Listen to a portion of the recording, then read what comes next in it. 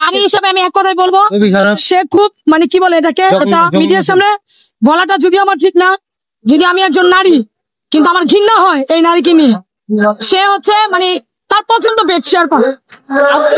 আপনি তো পঞ্চম শ্রেণীতে পড়ছেন, কিন্তু সিনেমা হল ছিল না, কম ছিল, কিভাবে সালমান শাহ ভক্ত হলেন? সালমানকে দেখে ভাই ভালোবাসা কিন্তু অন্তর থেকে চলে আসছে, দেখতে দেখতে কিন্তু ভালোবাসা চলে আসে। তখন টিভিতে টাকা দিয়ে তার ভিউ কার্ড কিনতাম ভাই, ভিউ কার্ড কিনতাম।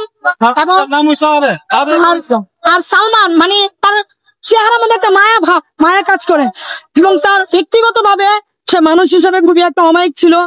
আপনারা হয়তো নিজেরাও দেখেছেন যে যারা আপনার ফিল্ম জগতে, যারা ফিল্ম ইন্ডাস্ট্রিতে যারা আছে, তারা কিন্তু আপনার দেখেন প্রত্যেকটা নায়ককে কিন্তু একই কথা বলতেছে যে ওর মনের মতন মন হয় না, বিশাল বড় মন।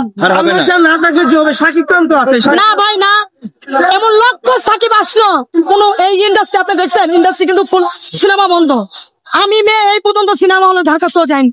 সালমান ভাই আমার সব শেষ, ওই পিছনের ছবিগুলাই তার দেখি, পিছনের ছবিগুলাই দেখি। এই মুহূর্তে আপনার কাছে কি সালমান শাহের কোনো স্মৃতি আছে আমাদের? আমার স্মৃতি বলে এখন আমার ফেসবুকে গেলে আপনি দেখতে পারবেন, আমার ফেসবুকের মধ্যে তাকে নিয়ে কি দেওয়া আছে, এবং তার আমার ডায়েরিটার সাথে করে আনি নাই, ডায়েরিতে তাকে নিয়ে কবিতা লেখা সবকিছু আছে।